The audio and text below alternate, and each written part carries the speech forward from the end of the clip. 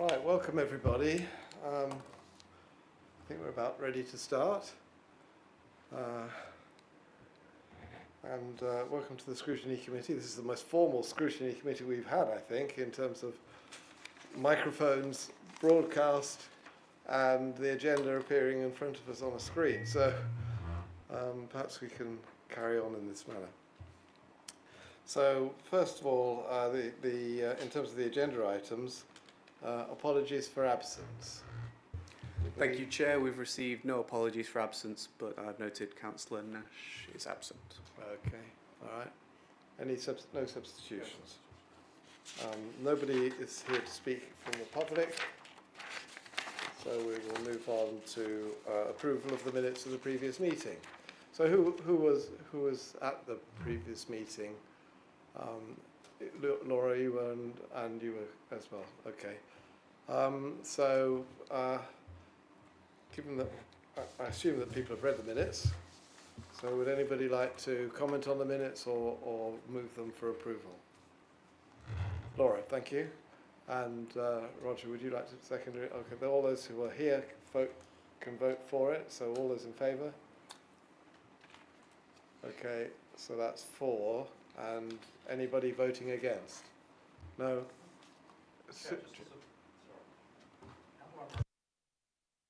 Thank you. Chair, as a point of order, I think we've clarified this on a previous occasion, probably in another committee, that you don't have to have been present at the meeting in order to vote approval. I know people feel uncomfortable voting for something that they weren't present for, but I believe that is the actual case. So people shouldn't feel shy of supporting the minutes. Okay. Right, thank you for that advice, Roger. All right, so we'll have the vote again then, given that Roger has indicated the proper procedure. All those in favour?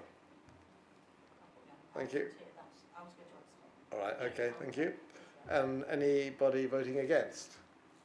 Any abstentions? 1 abstention. Okay, thank you very much. So moving on then, interests. So does any member have any interests to declare, and particularly disclosable pecuniary interests in any of the matters considered at this meeting? No? Okay, so we'll move on to item 5, which is the main work of this particular meeting, which is the formulation of the work plan. So I think this is really a restatement. What we have in front of us in the way of a report is really a restatement of the work plan that we were carrying forward. But given the issues about continuity and staff, we haven't really been able to progress any of the work items on here. So, but there are, I think, 3 items on here, if I recall correctly. The first is about the staff recruitment and retention policies. Then performance more than that. Performance management, the consultation and engagement process, and that was allied with an overview of information systems. We might want to question whether the overview of I think at the last meeting we thought that was not a good idea necessarily, and that they should be treated separately, or just the consultation engagement process was what we really needed to focus on. And then the scrutiny of DDC's the experience of flooding within Derbyshire Dales, which is really scrutinising the local lead flood authority's advice to the planning authority and also to developers about flooding issues in Derbyshire Dales. And then the final one is a scrutiny of DDDC's policies to identify any possible issues related to indirect discrimination. I believe we decided that was not going to be carried forward. So that one probably, but we can re-examine this in the light of a new committee. So these are the work program. This is the work program that we were intending to carry forward, probably excluding the scrutiny of the indirect discrimination scrutiny, and removing the overview of information systems. But I think we need to, with the new committee, I think we need to re-establish what we want to do in this committee. Okay, so over to the floor. John. Oh, sorry, Chair. It says Anthony Bates on there. Okay. But yes, just as a new member of the committee, Chair, really, when it lists the work programme 24-25, do I take it that the first two things on there, which say status completed, have been scrutinised? Yes. And they were scrutinised by this committee? Yes, you can see the dates when, Yes. when it actually happened. But Yes. what we will expect is for the performance management information to come forward again. Right. That comes forward, I think, quarterly. So we would expect that to come forward well, probably between now and September. Right. I'm sorry, Chair. So are those, when I've got this attachment here, are those? Is there a space where it says they will come forward at particular dates to be monitored? Are they monitored going forward? No, there isn't. So this is at the moment this is where we were at the end of the last civic year. Yes, please. Yeah. Just through you, Chair, just to assist in terms of direction of members, in terms of the report that you have before you and the recommendations that you have before you, that is based upon the previous work programme. And in terms of the item agenda under discussion and agreement, it is for members to determine key work streams in respect of the work programme for this municipal year, and then thereafter, as set out in the recommendation, there is delegated authority to then, on the basis of the key work streams, to then finalise the work programme, and then that will then be brought forward to the next committee. And as per the statutory guidance that has been referenced within the report, it's important that there is that continued focus in respect of the work programme, and thereafter possible updates to reflect the aspirations of the committee and the organisation as a whole. I'll just come back if I can, Chair, please, because just my lack of understanding possibly. I'm just thinking about, when it says to agree those streams, we've already obviously got that list of 7 items, is it? Something like 7 items. 2 says completed. Is it 4? 1, 2, 3, 4, 5. 5 minus 2, because 1 says completed. Yes. So there's 3 items left on that existing plan. Does that mean that we are asked to contribute more items to this plan, or to see this plan through? I think the answer to that is that we're looking for confirmation, or we're here to discuss the items that are on the agenda, on the work programme at the moment, and also to introduce any new items that we may consider to be important. So yes, both of those cases. Roger. Or Laura. Thank you, Chair. I just wanted to observe really that 2 of those items, the scrutiny of the LFA and the consultation and engagement, were actually identified at the first meeting of this committee almost 2 years ago now as being priorities for scrutiny, and we've set up task and finish groups for both of those issues, and that's as far as we've got, and we haven't met. We do have terms of reference, I think, certainly for the LLFA scrutiny. So I think we should be wary of adding anything else to the programme unless it's particularly important, because I think we probably all want to make some progress on those 2 particular key topics, don't we? Okay, thank you. Roger. I think you said to me before that I'm a completer finisher. I'm not quite sure whether, I think that's just extreme flattery actually, so I won't pursue that. But I'm tempted to suggest there's something else. And I go back to sort of 2 years ago as well, when I mentioned the East Midlands Mayoral Authority as a subject. And there's just a really, really strong sense in me that the direction of travel in local government at the moment is all in that direction in terms of power, responsibility and impact on local residents. Whilst we are getting reasonably regular reports from the Chief Executive about local government reorganisation in terms of what happens to this council, I get this real sense still that our eye is off the ball in terms of, in fact, what the final picture is going to look like. I'm not even going to call it local government anymore, it's regional government, because I do sense that within 3 years' time there will be town and parish councils probably, a unitary authority yet to be determined, and then the mayoral authority. And we could even move to a stage where the unitary authority reports to the mayor, as is the situation, for example, in London. So what I'm saying, unfortunately, is that perhaps we do need to look at the priority list again and try and crystal ball gaze as far as possible what the implications of decisions being taken at the mayoral authority level are for powers that we currently have here and responsibilities that we currently have and the impact on local people. I know that's a huge potential piece of work. John. Jeff. Thank you, Chair.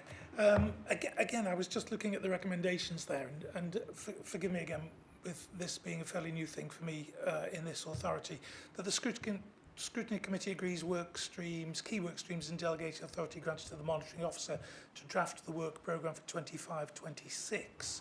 And again, is there a format or a process set out in how that drafting of the work programme is pulled together by the monitoring officer?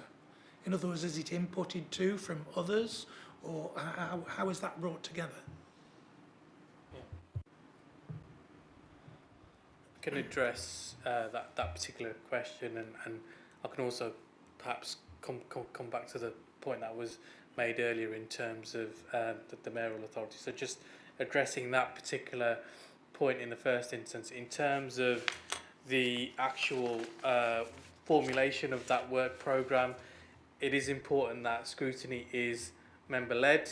So effectively it should be members in terms of identifying those key work streams, and then thereafter those being refined and finalised within an adequate work programme.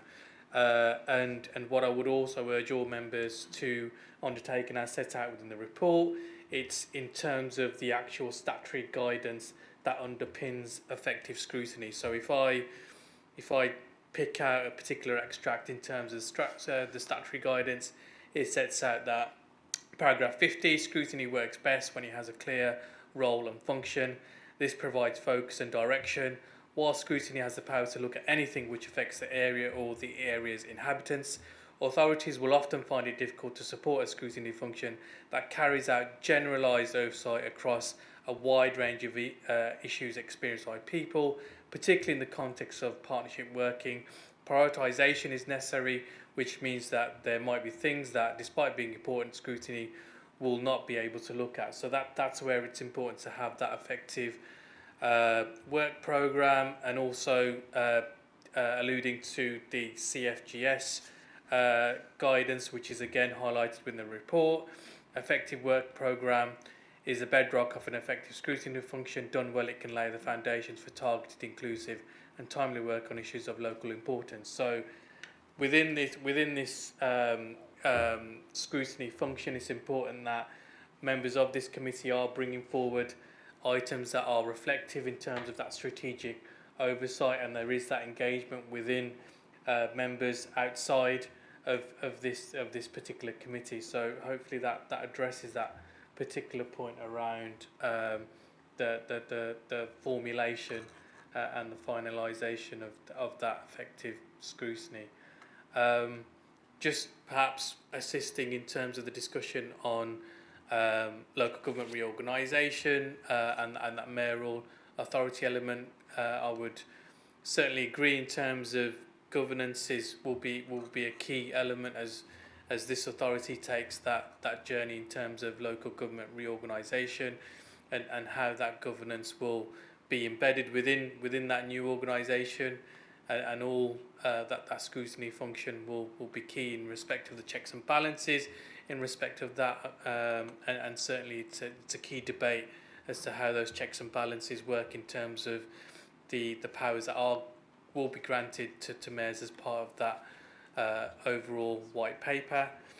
What I would also highlight is that local government reorganisation is a key strategic topic, I would say, and of obvious importance to this organisation. So certainly I would encourage members to be looking at the key milestones in terms of that local government reorganisation journey.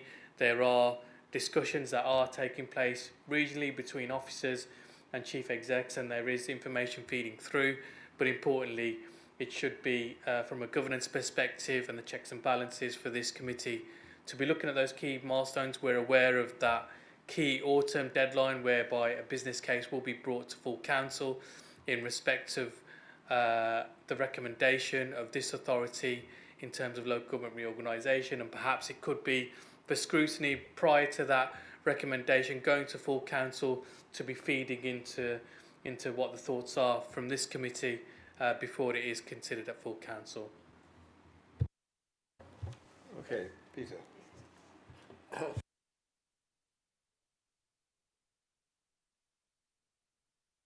Yeah, so it's very interesting what Alfred just said, because it opens up a big area.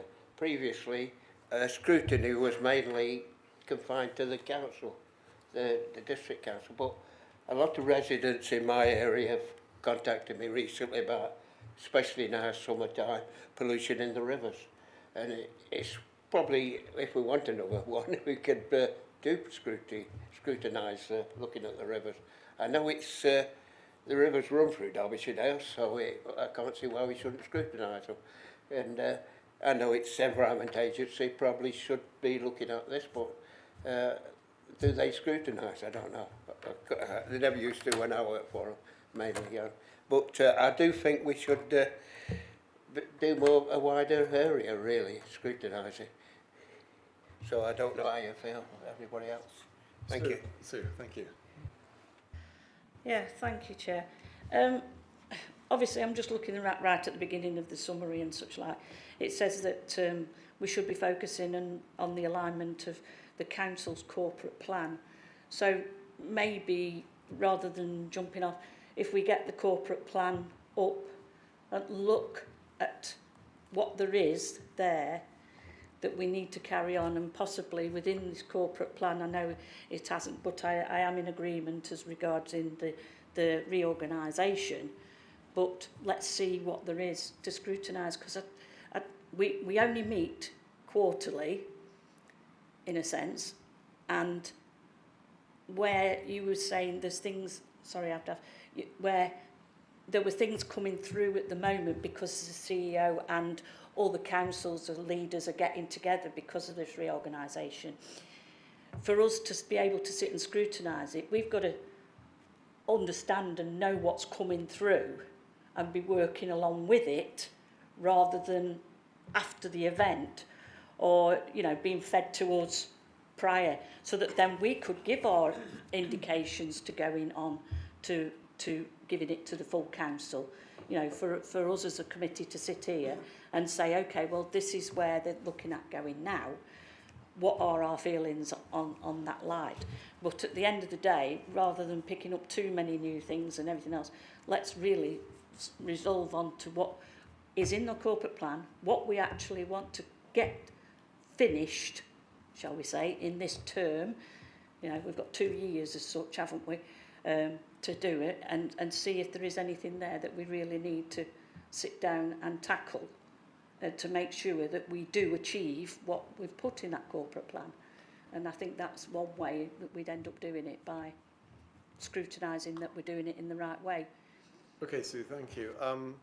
before I come to you, Roger and Peter, I think when we first started scrutiny, the issue was where were the gaps? Where were we performing well? Where were we not performing well? Where was our performance affected by the performance of other organisations? And on top of that, we were then asked to look at specific functions before they went to specific proposals, before they went to full council. And that was, for example, the enhancing staff recruitment and retention policy, and also then the looking at the performance management statistics, which is a typical thing that a scrutiny committee will do. The performance management statistics and corporate plan key performance indicators outturn is something that will come to this committee every quarter or thereabouts. So we will, and we can take that. We have been taking that in full committee. We've made in the past. We've made some comments and proposed some changes to the key performance indicators and the measures that are used, and that seemed to have gone down really quite well. So we would, my proposal would be that we would continue to do that with the key performance indicators and run the performance management task every quarter as we have been doing. In terms of the gaps, and this comes to Roger's point really, the major gap wasn't within our own performance. It was within the problems that that we've first started with was the problem that planning had in terms of the advice it was being given by statutory consultees, and particularly the Flood Authority. And what we felt was that we needed to improve the advice provided. And I think this turns on this is complementary to Roger's point. I think Roger's proposing actually two different projects. One is to assess how the unitary authority impacts on our work, or should impact on our work, and how we interrelate how we interwork with the mayoral authority, and the other is the progress to a unitary authority. On the first one, I can conceive of three major gaps. We get very little consultation on environment, on the economic plans. So our economic development plan should be aligned with the regional one. Are we being briefed, or are we not being briefed? Are they taking into consideration what we want to do against what they think we should be doing? And then on housing, and on housing and the local plan, we've hit a big problem because the regional authority really specifies where money will be central government funding will be spent on housing, yet we have a huge housing target that will require significant infrastructure spending, in infrastructure development, yet we have no control over the over that infrastructure development. That falls to the regional authority, the MCA, and national government. So we've been on the local plan subcommittee. We've asked Mike Hayes to get in contact with MCA. He's tried, hasn't had any response. We've done it. We've tried through the mayor, informally through the mayor. Peter O'Brien has links to the mayor, and he's tried, and also I've tried through John Whitby. So and we've had no success in getting any contact. So Roger, I feel that this is a major gap. So it covers housing, environment, and economic development. Thank you, Chair. Just to clarify, yes, I wasn't suggesting more than one. I'm really mindful that there are this list of things, don't worry. But for me, I feel quite comfortable with the reporting of the performance indicators that we look at. I think that's a very natural role for us to do, and that's very useful. And B, in terms of the local government reorganisation, I'm reasonably comfortable with the briefings that we're getting from our chief executive. So if I was to direct a laser-like focus it would certainly be about our role in connection with the mayoral authority, because you've hit it on the head.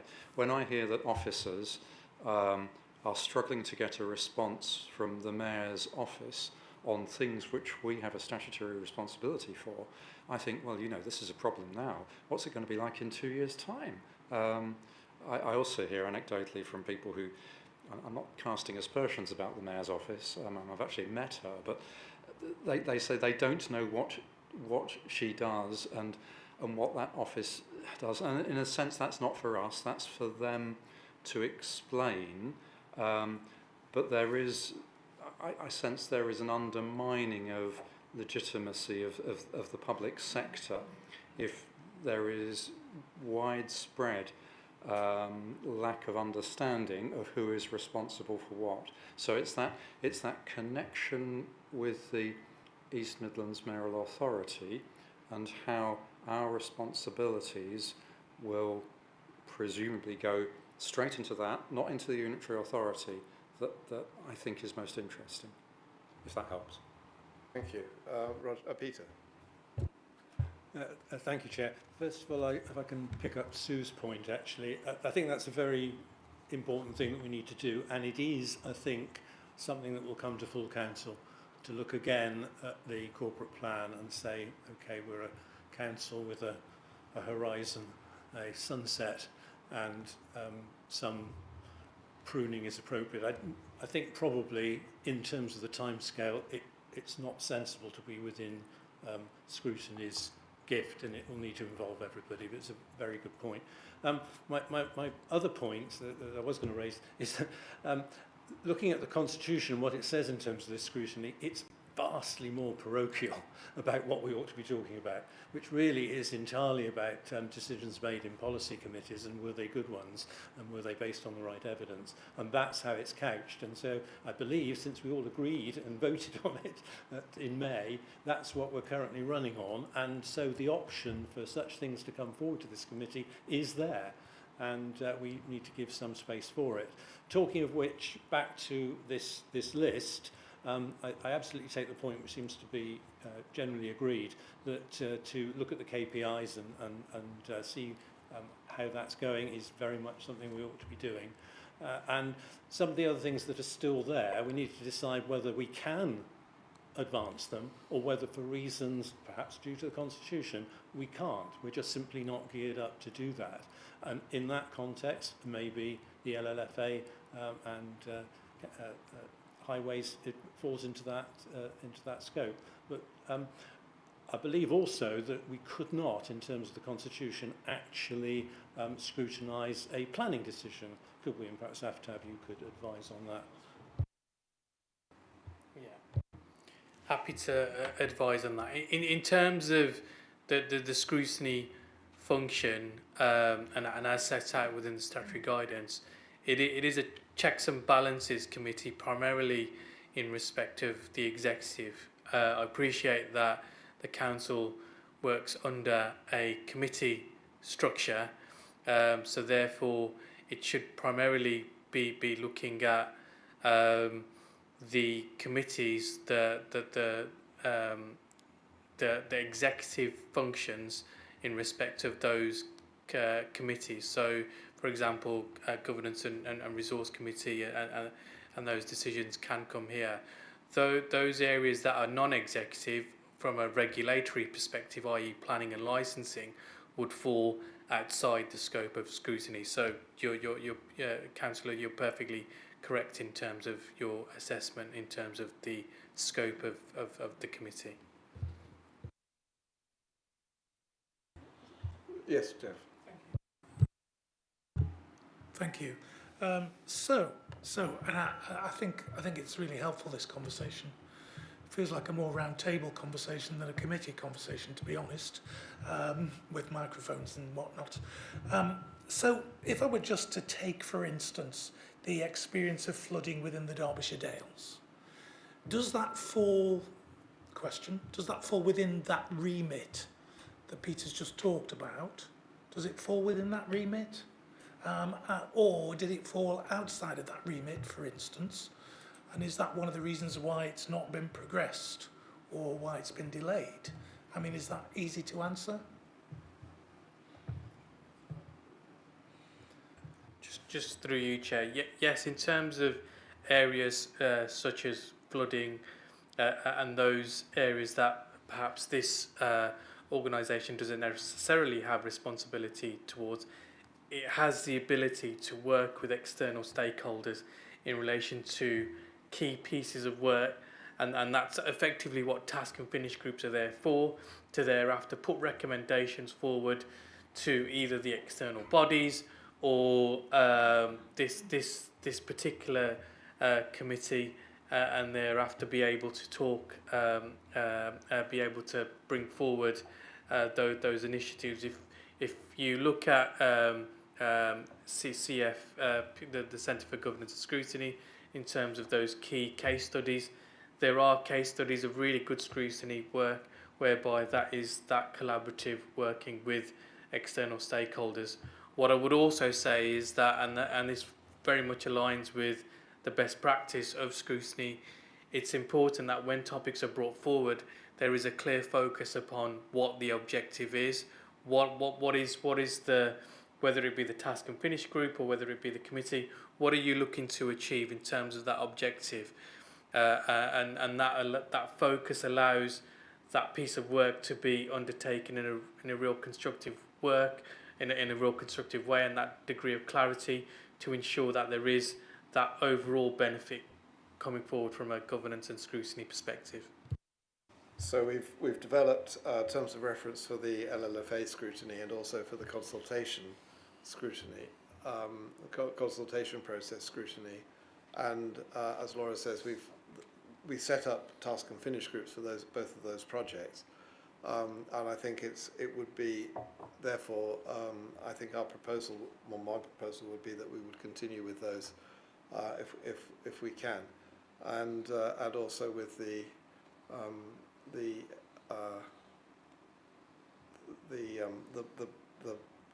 review of performance indicators and the corporate plan.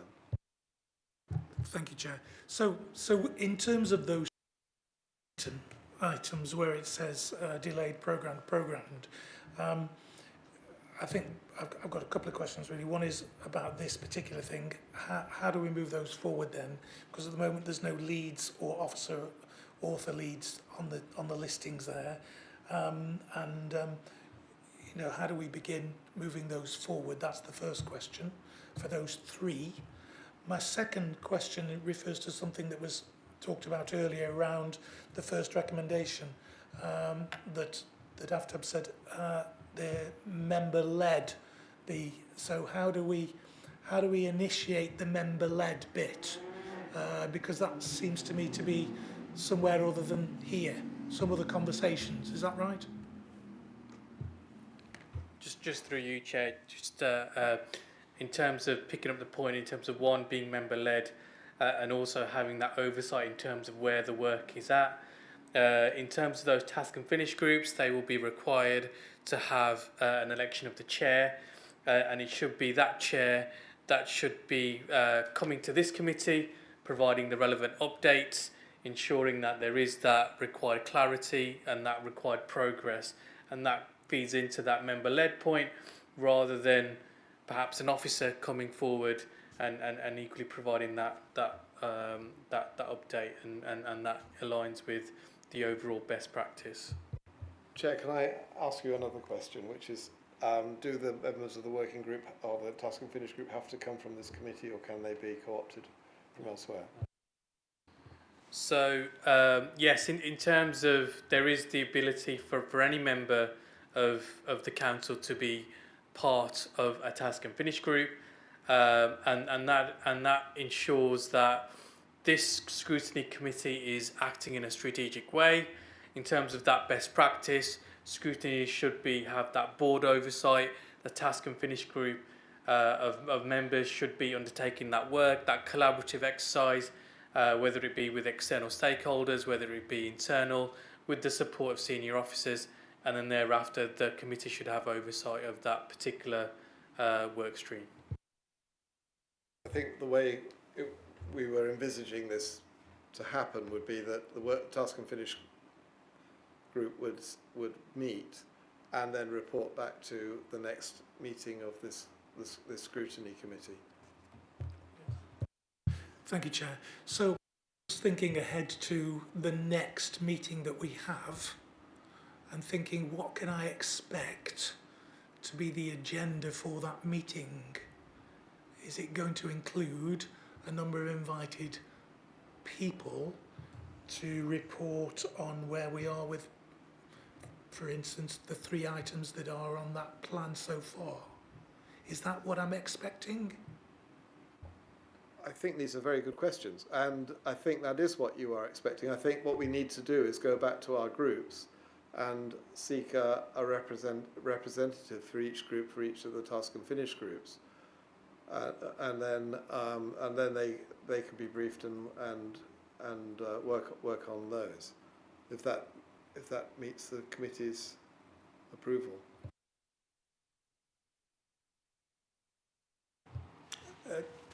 I think so. I think we probably need to put a little more meat on the bones of that structure. I mean, as I kind of saw it, and I've only been a sub on this, and that was a very long time ago in the past,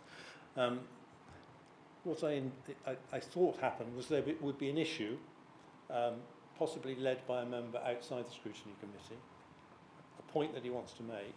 He contacts somebody on the scrutiny committee who's also similarly interested, and they construct the task and finish group, and then that reports back to scrutiny through that member of this committee. I mean, I could see that working. Obviously, not all groups are actually represented here. There's one that isn't. But that aside, I can see it functioning in that sort of way. Although how we prioritise and how we sift, if you had an avalanche of issues which members raised, how would you sort out your priority list? Well, I think we also need an officer to review, to administer the task and finish groups as well, and that has been the sticking point in the work that we've been doing so far, because of the absence of the lack of officer time to undertake this work. I think that's been the key problem with advancing any of these working groups.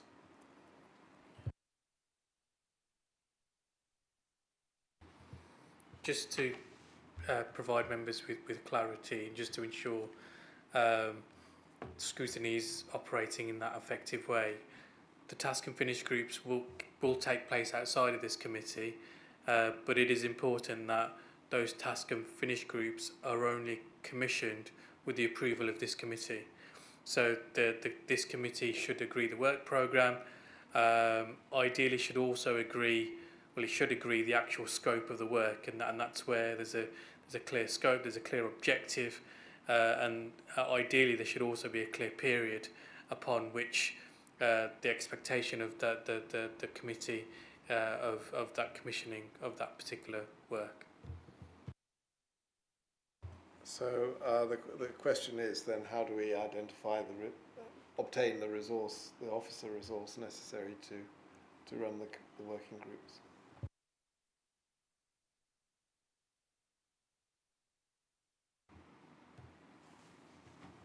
I think that will be a matter for, first and foremost, for the committees to agree the priorities, and then thereafter the discussion can happen outside of the committee in terms of the resources that can be aligned.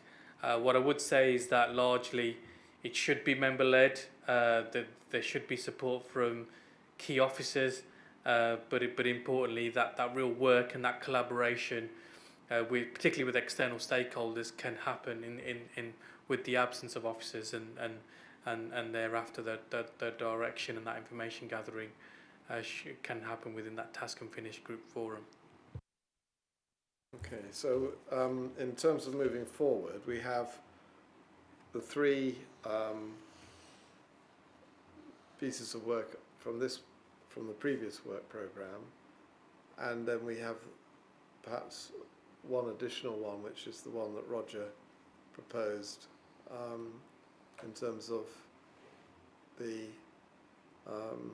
working with EMCA, and possibly another one associated with the move to a unitary authority.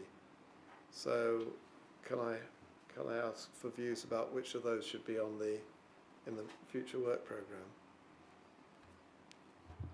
Joe, I'm a great fan of doing the easy stuff first, which is probably a bad plan for life, but and also it's a selfish one, since I think I was the one who proposed the one on consultation, but I think that is internal. It's probably easy to identify who we might need to work with, and it's been there as in the work stream for a while, so it's not going to catch anybody as a great surprise. So I would like that one perhaps to be at the beginning of the list, alongside the ones we looked at KPIs, which is going to be part of our business as usual, as I understand it. But if we could move that one forward, and I think, although this was first suggested by when we'd just done the consultation on the Air Quality Action Plan in Ashbourne, I think since then we have had other consultations, which I think similarly have actually not delivered their potential. They've often left people frustrated.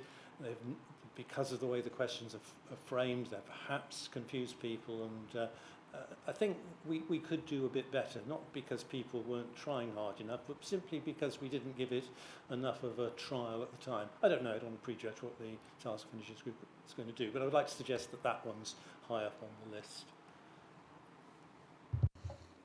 Anybody else want to put forward a view? Roger? Sorry, can I just... Maths was never my strong point, I'm afraid, but we're talking about three. So am I right in thinking that those three are consultation and engagement process? But it's the and overview of information systems where I get confused.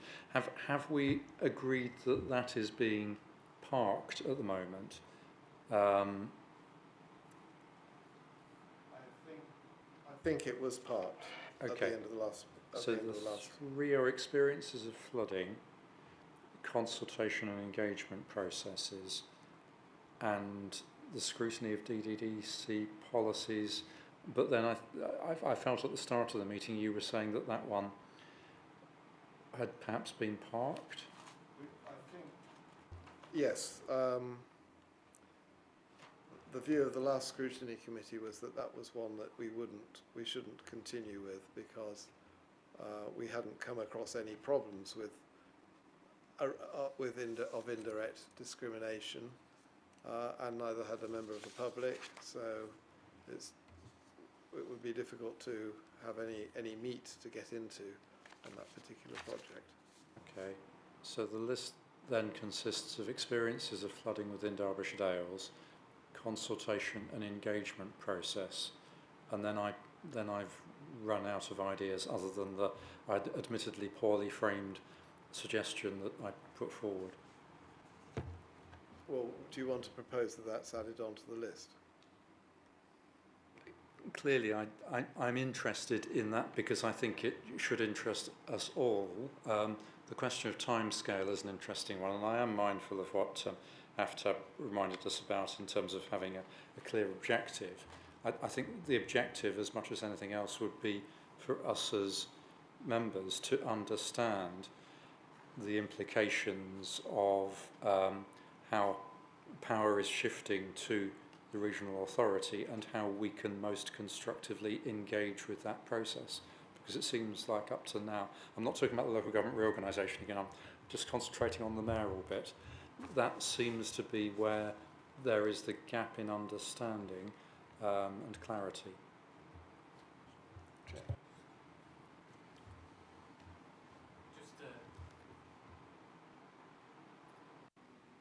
Just to assist members in terms of the aspiration within the work programme, and again coming back to the point in terms of objectives, would it be beneficial if a basic report is brought in respect of both items within the work programme? One, in terms of the point around MCA, setting out what's been discussed within this debate, but also formulating a key scoping document setting out the key objective to be achieved from that work stream, and thereafter, in addition, If there is the aspiration to also add local government reorganisation to the work programme, equally a basic report is brought forward setting out the objective of adding that to the work programme and how there will be the oversight in respect of both items. Laura. Could I also suggest that that the MCA piece of work includes some focus on the extent to which, if at all, the mayoral authority has taken over functions that this council has previously done, so that we're not actually spending money doing things that MCA is taking over or will take over in future. I'm thinking perhaps economic development type projects. Okay. I think we need to know. Any more comments? So do we have a proposal here that we move forward? We keep the key performance indicator task associated with the corporate plan. We move forward on the consultation and engagement process, excluding overview of information systems. We move forward with experiences of flooding within Derbyshire Dales, which is the scrutiny of the LFA, and then a new project which would be the understanding the relationship between MCA and district councils in general, but Derbyshire Dales in particular. Thank you, Chair.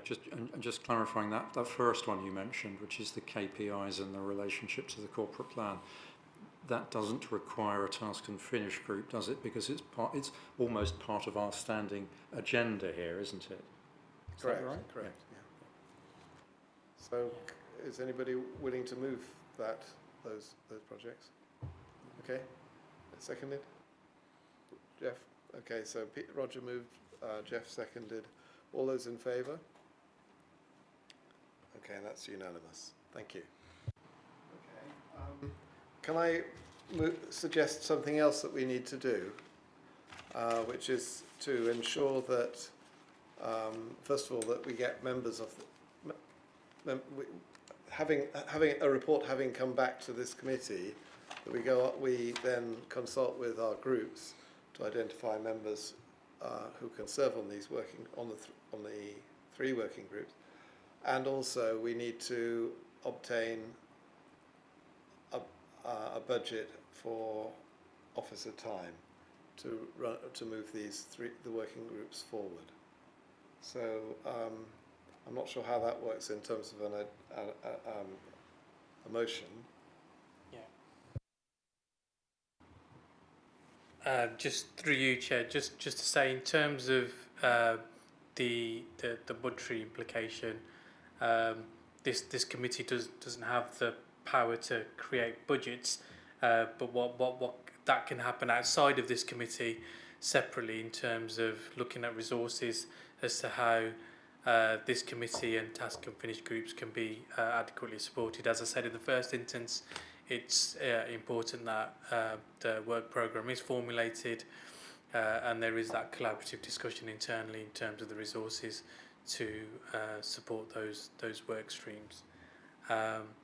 Can I also suggest another element which may be worth consideration for this committee is also looking at that forward plan as well, because if this council does have a forward plan, and it's important that, especially if you look at pre-decision scrutiny, that there is that fluidity of looking at that work programme in terms of key work streams coming forward, and if there is the aspiration from a governance and checks and balances perspective that those items perhaps are considered in the first instance by this committee, and thereafter the recommendations of this committee can thereafter go to the various other executive-led committees such as governance and resources, and then thereafter there is that critical friend element set out within the statutory guidance. Okay, so in terms of resourcing, we will need to work with the CLT and through the group leaders. Okay, so that's something for us to do behind the scenes, I guess. Yeah. And okay, thank you. So I think in terms of the overall recommendations, sorry, were there any more comments before I carry on? Laura?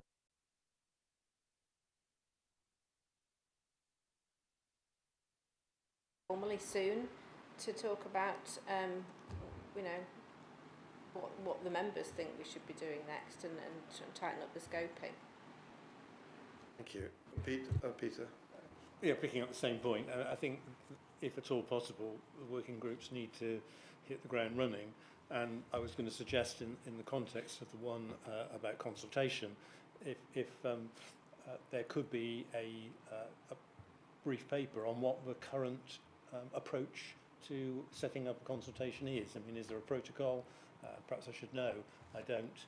But if a consultation is required for a particular piece of work, how is it happen? Does it happen within that department, or is it actually checked by people who are specifically trained in how you set up online surveys and the like?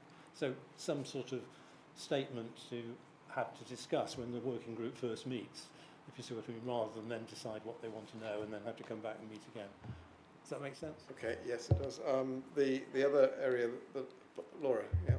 Back to that, I mean, I might be dreaming, but I seem to recall that we reviewed a consultation and engagement policy, didn't we, in this committee a couple of meetings ago? We've reviewed terms of reference for the consultation and engagement policy. No, I thought there was a policy document, a council policy document setting out the current way of dealing with consultation and engagement, which I would imagine would be a starting point for the review. Yeah, okay. But I think that the working group will go beyond that, yeah. So there is already a consultation, there is a policy for consultation, so it may be just that we need to be reminded of that, Peter. I'm just worried that there is a gap here, and that the gap is how we get from where we are now to having the working groups established with terms of reference. And I think we have agreed terms of reference for 2 of these pieces of work. But the third one we will need terms of reference for, and those need to be circulated to members of the committee so that they can then advise the committee on who will be members of the working group from their groups. Yeah. So would it be possible to do that, to circulate the working group, the already agreed terms of reference? I'll help you find them if you can't find them. Okay. All right. Okay. Thank you. So on the first recommendations, the Scrutiny Committee agrees key work streams and delegates authority granted to the monitoring officer to draft the work programme for 2025-26. I think we've now set out what the work programme for 2025-26 is going to be, and the necessary stages in that work programme in terms of, first of all, establishing the working groups, and then enabling those working groups to, providing the resources for those working groups to do the work that they've been asked to do, and report back to this committee. The second point is then that the committee agrees to review the work programme quarterly to ensure flexibility and responsiveness to emerging issues. And here, so that's the, are there any comments on that particular recommendation? Thank you. Yes, I think we're sort of moving towards a time frame for the three task and finish related exercises, aren't we? And I would support Councillor Dobbs' proposal for the effectively what is a review on consultation and engagement to be at the front of that list, possibly with the flooding one in the second quarter and the mayoral connections, if you want to call it that, for the third quarter, and then that even leaves us a little bit of slippage, doesn't it, for the fourth quarter. Does that find favour? Yep. Okay, so can we add that to then the first of these recommendations about the scrutiny committee in terms of timescales? Yes, agreed, Chair. I'm just thinking about that second recommendation there. Are we to receive quarterly an update on how the corporate plan is being moved forward and any risks identified with meeting some of those targets? Because that might in itself, if we were to receive something like that, it might in itself help us to identify areas of work that need to be further scrutinised. Does that make sense? Jeff, it does. That was the purpose. That was what we were getting out of the out of that particular task. Does that mean we will receive that as a standing item then? Yes. At each Yes. quarter, Yes. which may give us an indication of what we want to do going forward. That's Yes. certainly been the practice. That in will the be past. on. So, sorry, just to press that further, David. Will that be a fixed item on the agenda to have a look at that? And Yes. secondly, to draw out of that anything that we think is part of our discussion? It has been a fixed item in the past, so Yes. with the approval of the committee, yes. Okay. I was just wondering actually why we haven't got the usual KPI reports and corporate plan reports that we. That might be my fault because I advised staff to have on what should be on the agenda and I didn't include that. I'm sorry. Roger. Chair, so does that mean that that report exists and could be circulated between meetings? Does it? Yeah. We can do that. Yeah. Okay. So, can I have somebody to move the two recommendations then? I'll be that. Okay, Peter and Jeff. Okay, thank you. And all those in favour? Thank you. That's unanimous. And I think that concludes the work of this committee tonight. So thank you all for attending. I look forward to you for the next meeting. Can we have the meeting? Can we have an interim meeting so we don't have to wait 3 months to receive the information about the work groups and then approve those? Yeah, just through you, Chair, just to this committee has the power to convene at any time it wishes, and in terms of the work programme, that there can be that engagement, particularly with yourself, Chair, as the chair of this committee. So certainly that collaboration can take place outside of this committee. It doesn't require a formal committee to be undertaken. All this committee, from a decision-making perspective, this committee is there to agree the work programme, not necessarily be required to meet just to look at a draft work programme. Thank you. So, but I think if we approve the working groups, we will need to have a formal meeting. Yeah. Sue. Yeah. Obviously, it's approving the working groups. Obviously, you know, who's going to be putting, choosing the members to go and do this working group, and then who do they actually, who's their lead to come back to?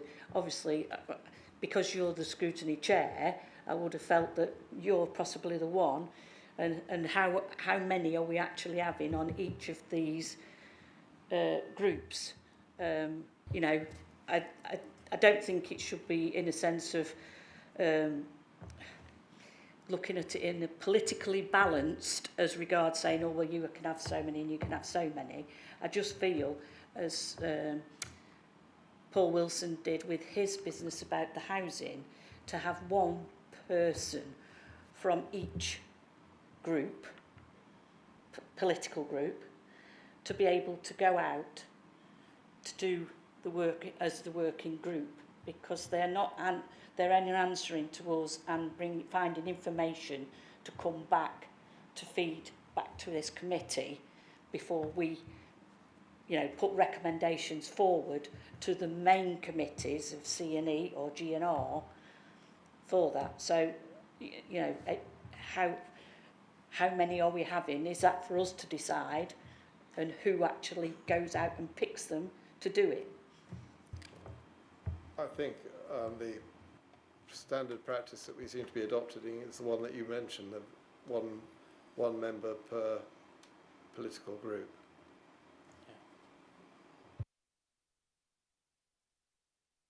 Yeah.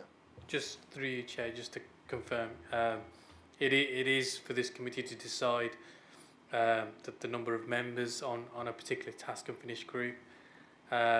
Yes, you can have it politically balanced, but what I would also say that that's not a mandatory requirement. Scrutiny should be, as you will be aware, scrutiny is non-political. It is there as a scrutiny function rather than necessarily a political function and along party lines. So that should be also considered when formulating the task and finish groups. The important piece is having a clear focus and putting recommendations forward back to this committee. So in a cabinet system, it's often members of the opposition who sit on the scrutiny committee. So if we move forward on the idea of one member from each political group, does that find Laura? Well, in terms of two of the groups, we've already got agreed members, haven't we, from previous discussions? So it's only the MCA task group that is not yet constituted. Okay. We'll have to go back and have a look. I can tell you who they are if you want. Have you got them there? Yeah, the flooding working group is Councillor Slack, myself, you and Councillor Murphy. And in March of this year, the subgroup for the consultation and engagement, I've noted Councillor Whitehead, Councillor Linthwaite and Councillor Edwards-Walker, none of whom are now on this committee, I don't think, but I've had to confirm that doesn't actually matter. So, and we didn't have a Green member nominated on that because I didn't feel I could take it on, and I haven't dobbed in any other members of my group. Sue. What you've just said there on that as regards who's on it, Councillor Slack and yourself and Councillor Hughes being actually on that working group, we were trying to make it so that it was open to other members for them to go out and find the information for us to it to be brought back to us to scrutinise.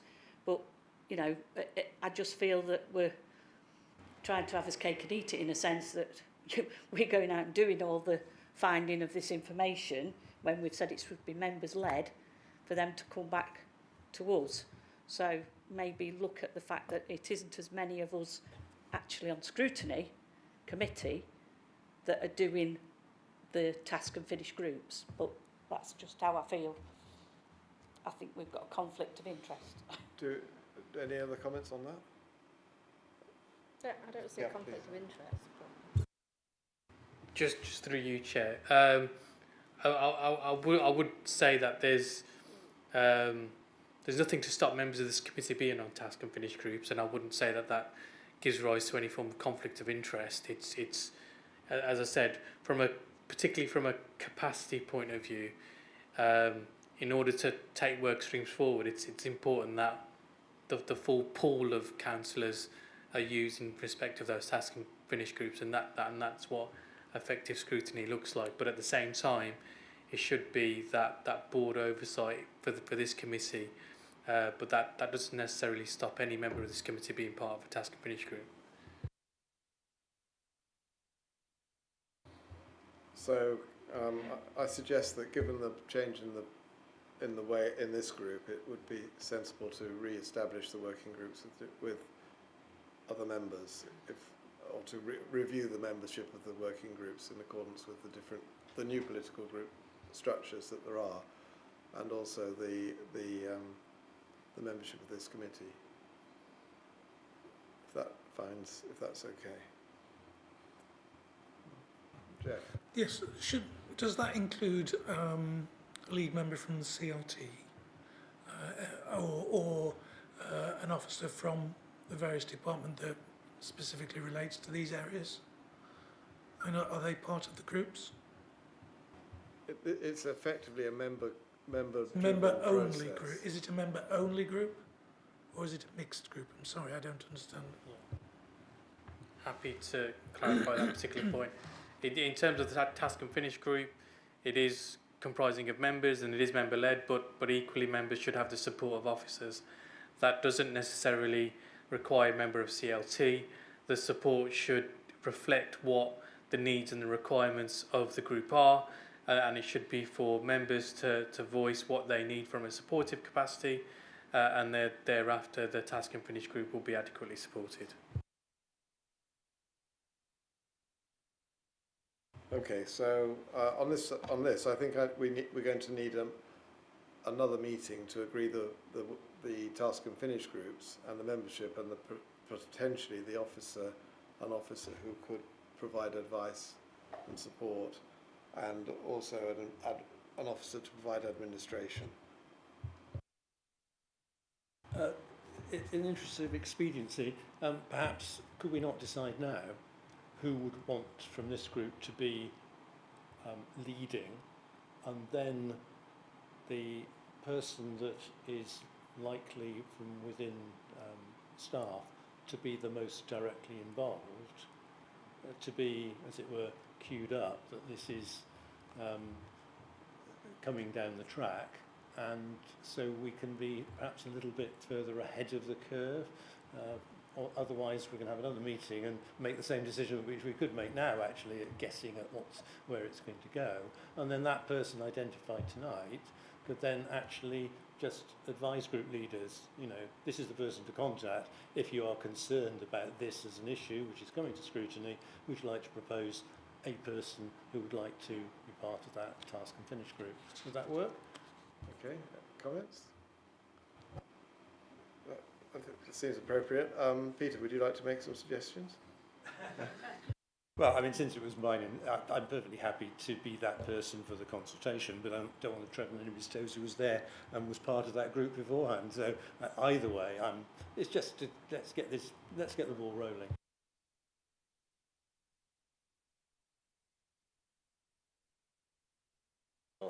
Flooding especially, so I've got expertise in that department. Okay, so we have one for this. We have a leader for the proposed leader for the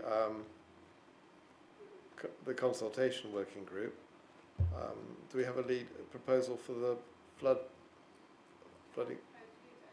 Okay, well, that's all right. And then for the third one, anybody want to take that one on, lead on the third one to do with the relationship with EMCA? Roger? Okay.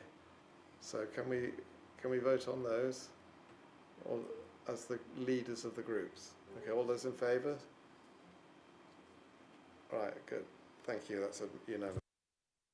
So in fact, we can now get the leaders of the groups to write to all the political group leaders asking for membership, and so it'll be one member from each of each political group. Okay. Just a word of warning, I'm going to wait and read what the current policy is before I send that out and add it as an attachment, because I think it would probably be relevant. But yes, I didn't know that existed, and thank you for that. Are there any other points that need to be made at this meeting? Just to clarify, particularly as officers, for myself and Michael, just so we're clear in terms of what's been agreed. So as I understand it, there have been leads agreed for the various task and finish groups as outlined within the work programme. Those leads will then reach out to members to formulate the membership of the task and finish groups. There will also be a drafting exercise in terms of setting out the scope and the key objectives of those task and finish groups. That will then be brought back to this committee in terms of, one, confirming the composition of those various task and finish groups, and also agreeing the objectives of those task and finish groups aligned with the overall work programme. I understood that that existed already for 2 of them. Am I right? Yes. Yeah. Okay. So I need to check those again. Okay. Roger.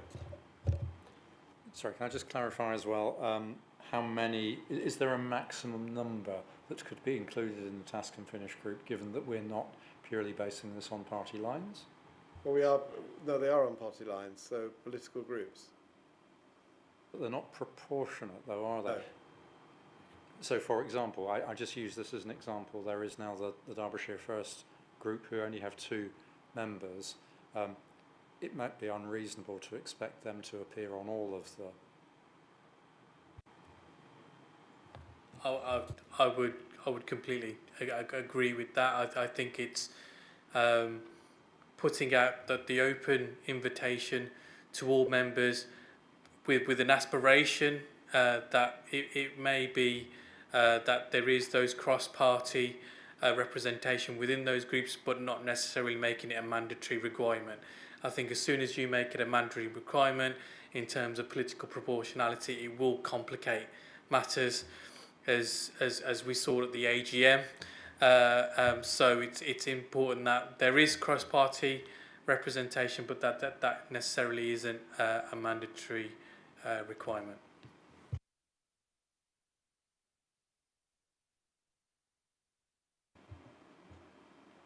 The number's got to be set though, hasn't it? On a committee, you've got to set a number. What I would also, just through you, Chair, apologies, just to also outline, I would say that I certainly wouldn't recommend those task and finish groups being too large. I would say from my advice would be 3 or 4 members would allow a concise discussion, allowing the expediency of the actual work of that task and finish group, and the recommendations being brought back to this committee. I think there are only 5 political groups anyway, so I don't think that will be a problem. We've got Greens, Liberal Democrats, Labour, Conservatives and Derbyshire First. The only thing is obviously the independents, and the ones who've only got 2 members. If they want to be involved, it's which one they're going on. If we just state a number, and it doesn't matter where they're coming from, if they're in that it's flooded within the area. If that is their forte, and they think they could put an input into that. I think I should just be saying, so it's up to us to say, shall we have 4 task and finish members per group, irrespective of whether it's the Labour, Liberals or whatever, just classing those as members of this council to be a task and finish to do these 3 items on this programme, to go out and do and find things to bring back. So if we say that there's 4, irrespective, who want to show an interest in on the consultation side, on the flooding side, and obviously on the local government reform. And I think that would be the better thing. If you put it to the leaders of each group, party group, and say, this is what we intend doing, are there any members within this group who have got a keen interest in either one of those 3? And I don't suggest that the same person sits on every one. I think it should be spread out equally to everybody. Thank you. So, Laura. Yeah, I take your point, Sue, but I think if we have four members, I can see arguments from certain groups as to why they're not represented on the working group. So having 5 and inviting each group to send 1 member onto each working group would be, I think, by far the simplest way forward. And then if there is somebody with particular expertise and one group wants to give their seat up to that person, then that could happen, couldn't it? I was worried that it might I had the same worry as you had, Laura. Peter? Exactly as Laura's just said, 5 nominally, and if there's a space, then another person will be brought forward, and then we can accommodate Sue's very good point. Well, I think it would be up to 5. So 4 or 5, and then they can the members of Derbyshire first can join or not join, and we won't have an argument. Okay. All right. So do we need to vote on that? No. Okay. Right. So I think that covers nearly as many points as anybody can think of at this stage. So we will ask the new working group leaders to put out a missive to the party group leaders, asking for members of the 3 working task and finish groups. So, Roger, I was hoping to conclude. Yeah, no, I'm not contradicting what you're saying. It was just a suggestion that, given that, and thank you for the reminder that we're not acting in a partisan sense in this meeting. Perhaps the next time we meet, we might intersperse the seating in a slightly more exciting arrangement.